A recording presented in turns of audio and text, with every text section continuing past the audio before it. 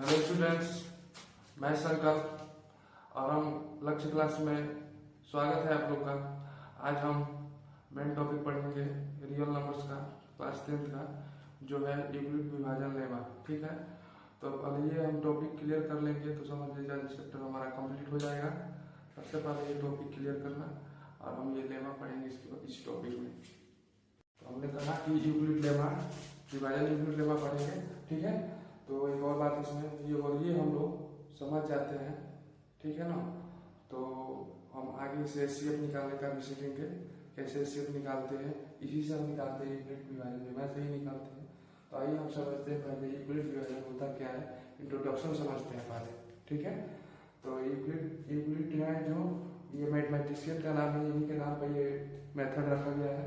तो यूक्लिड एक महान यूनानी थे, यानी मैथमेटिशियन थे। ठीक है ना, यूनान में ये पड़ता है यूरोप कंट्री में, यूरोप महादेश में पड़ता है। ठीक है, ये लगभग 300 BC में यानी ग्रीस में रहते थे। यानी ग्रीस ये जगह का नाम है जो यूरोप कंट्री में है। एडी इसे ईस्वी सन कहते हैं। ठीक है ना, तो ये 300 यानी आज 2026 में ये 300 ईसा पूर्व पहले कितना हो गया, तो 2300 वर्ष पहले ये चैप्टर मतलब उन्हीं के नाम पर और यही रहते थे। ठीक है, और एडी का मतलब होता है कि एडी होता है। ठीक है, यहाँ से एडी का मतलब होता है ईस्वी सन जो चल रहा है। ठीक है, तो ईस्वी सन चल रहा है, उसके बाद से हम समझेंगे ये पड़ता है दक्षिण पूर्वी में पड़ता है जो ये नाम है। ठीक है, अब हम देखते हैं इन्हें फादर ऑफ ज्योमेट्री भी कहा जाता है, ज्योमेट्री का इनके पिता भी कहा जाता है इनको। ठीक है, इन्होंने एक प्रसिद्ध पुस्तक लिखी थी जिसका नाम है एलिमेंट्स।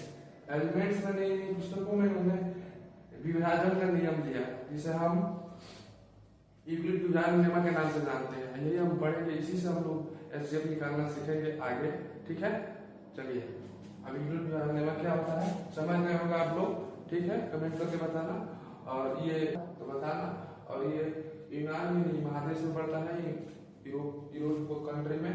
और उसके बाद से ये समझिए ज्योमेट्री का फादर भी कहा जाता है। ठीक है, हम समझते हैं आगे इनका जो फॉर्मूला है ये समझते हैं। हमने समझा। ठीक है, अब हम फॉर्मूला इसका देखेंगे, इसका सूत्र क्या है। तो यूक्लिड जी ने ये फॉर्मूला दिया a बराबर BQ + R। ठीक है, तो हम इसे अभी समझ में नहीं आएगा, लेकिन हम एक जिससे हम पहले भाग देते आ रहे हैं। ठीक है ना, हम उससे पहले करके उदाहरण के साथ आपको समझा देते हैं, तो ये आपको क्लियर हो जाएगा। ठीक है, 9 है, 9 और 25 संख्या, दो संख्या दिया गया है। ठीक है, तो पहले हम भाग देंगे 9 में हम 25 से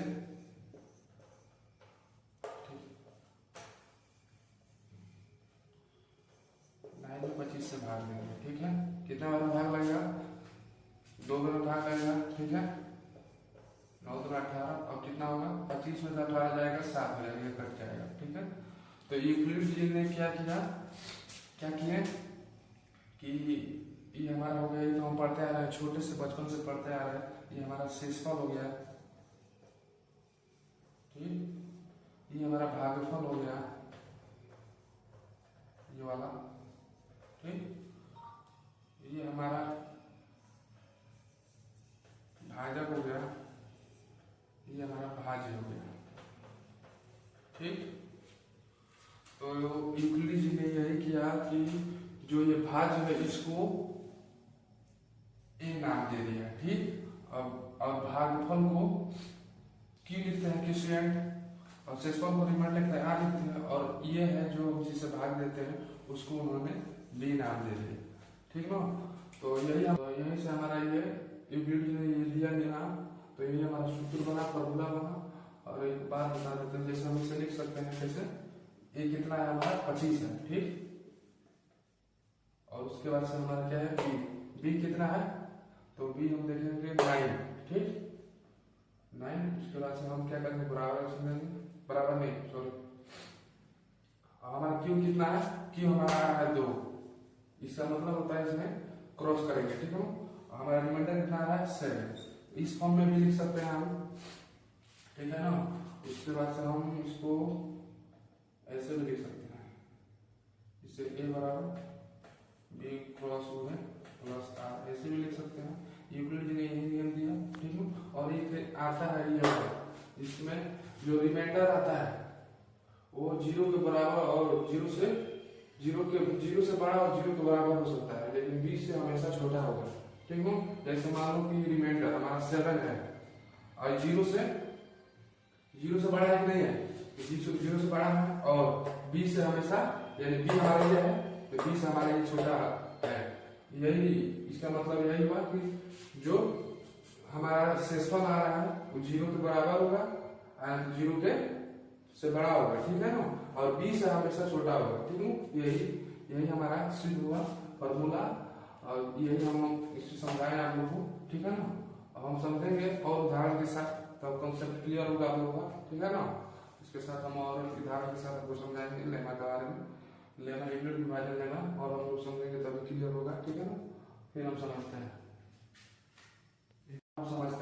ठीक है। फिर इसको 5 से डिवाइड करेंगे, हमको इसी फॉर्म में लाना है जो यूक्लिड ने दिया था a बराबर b के प्लस r के रूप में, ठीक है। तो पहले क्या करेंगे, भाग करेंगे, यानी छोटे से बड़े संख्या में भाग करेंगे, ठीक है। तो हम गुणा करेंगे, कितना मिल जाएगा 4 हो जाएगा, ठीक है। तो ये 500 का 20 हो जाएगा, कट जाएगा, ये 3 आ जाएगा। तो हम बताए थे कि यूक्लिड ने इसको a नाम दिया था और इसको b नाम दिया था और इसको r, इसको q नाम दिया था, ठीक है। तो हम लिखेंगे a बराबर 23, b बराबर 5, ठीक, और q बराबर हमारा आ गया 4, ठीक, और r बराबर हमारा आ गया 3, ठीक। इसमें और है जो हम बोले थे कि जो हमारा शेषफल होगा वो भाजक के से छोटा होगा, ठीक है। जिसे मान लो कि मेरा रिमाइंडर आया 3, ठीक, और हमारा भाजक है 5, इसमें बड़ा कौन है, भाजक। मैंने बोला था कि 0 से 0 हो सकता है, 0 के बराबर हो सकता है, 0 से बड़ा हो सकता है, लेकिन b से छोटा होगा हमेशा। तो इसमें आ रहा है हमारा ये रिमाइंडर हमारा भाजक से छोटा आ रहा है, ठीक है। और एक और समझेंगे एग्जांपल के साथ, देखो इस फॉर्म में हम ला दिए, यही यूक्लिड विभाजन में इसको नियम दिया और इसी को हम लोग समझते हैं। फिर अगले एक और उदाहरण के साथ, एग्जांपल के साथ समझते हैं। एक और कुछ एग्जांपल देखा था, अब आप लोग गेस करिए कैसे बनेगा, फिर हम बताए तो ट्राई करिए, देखिए ट्राई करके कमेंट में करना, ट्राई करना और कमेंट में डाल देना आंसर क्या आएगा। तो फिर हम ट्राई करते हैं, ठीक हो। एक और क्वेश्चन जैसे पूरा क्लियर हो जाएगा। तो हम क्या करेंगे, 8 से छोटा से बड़ा संख्या में भाग देंगे, ठीक है।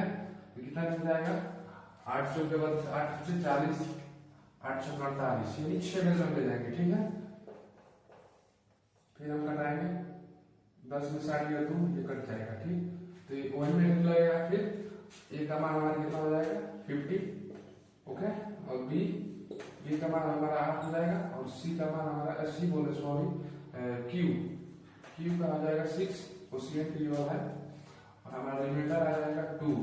तो फिर देखेंगे हम रिमाइंडर हमारा भाजक संख्या से छोटा है या बड़ा है, फिर हम ट्राई चेक करेंगे, टेस्ट करेंगे।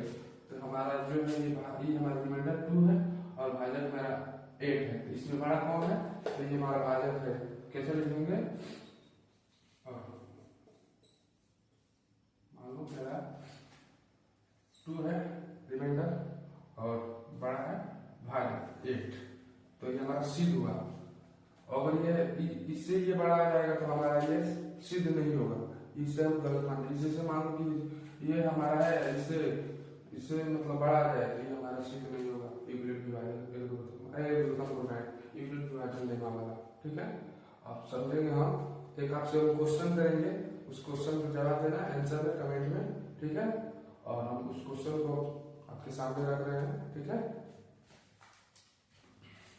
तो हमें क्वेश्चन दिया था, आप लोग स्क्रीन पे दे रहे हैं, देखो, और इसका आंसर बता दो। क्या शेषफल भाजक से बड़ा हो सकता है, यस या नो, हाँ या ना, कमेंट करके बताना। आप लोग गेस करिए, हम तो बता दे रहे हैं, लेकिन आप कमेंट में कमेंट करना कि हाँ क्या होगा। तो क्या शेषफल भाजक से बड़ा हो सकता है, भाजक, इसमें थोड़ा एक मिस्टेक हो गया हमसे, सॉरी इसके लिए। भाजक से बड़ा हो सकता है, अभी हम वही बता रहे थे जो एग्जाम्पल समझाए। हमारा सेक्सुअल भाजक से बड़ा नहीं हो सकता। तो क्या लिखेंगे, नहीं होगा, यानी हमारा सेक्सुअल भाजक से बड़ा नहीं हो सकता है। ठीक है, अब चलिए अब हम समझते हैं और कुछ। हमने सीखा कि यूक्लिड कौन थे और यूक्लिड विभाजन वाला फॉर्मूला भी समझे और एग्जाम्पल के साथ समझा कि हम। और आज का कंसेप्ट अगर क्लियर हुआ होगा तो कमेंट में लिखना कि हाँ सर हमारा जो ये यूक्लिड है क्लियर है। ठीक है, उसके बाद से वीडियो को लाइक एंड सब्सक्राइब करना। ठीक है, और जो भी नया जो चैनल से जुड़ रहे हैं वो भी सब्सक्राइब कर दें, क्योंकि इजी लैंग्वेज में हम इसको समझाने का प्रयास कर रहे हैं, जैसे आप लोगों को कठिन और दिक्कत ना लगे, मैथ एकदम इजी लगे। अगली क्लास में हम पढ़ेंगे एससीएफ बाय यूक्लिड मेथड, यानी यूक्लिड से हम कैसे से निकालते हैं। अगले नेक्स्ट वीडियो में वही लाएंगे। ठीक है, और उसके बाद से यूक्लिड से मतलब निकालने के बाद एससीएफ निकालने के बाद से हम एक्सरसाइज 1.1 यानी प्रश्नावली 1.1 का पूरा फुल वीडियो सोल्यूशन लेकर आएंगे आपके साथ। ठीक है, आप लोग को दिक्कत नहीं होगा। और हम लोग पहले इंट्रोडक्शन समझना थोड़ा दिन पहले जरूरी है। उसके बाद हम पढ़ेंगे एल्गोरिथम, फंडामेंटल ऑफ एल्गोरिथम। ठीक है, उसके बाद से हम चैप्टर को जितना एक्सरसाइज है करेंगे। ठीक है, चलिए थैंक यू, मिलते हैं फिर नेक्स्ट क्लास में।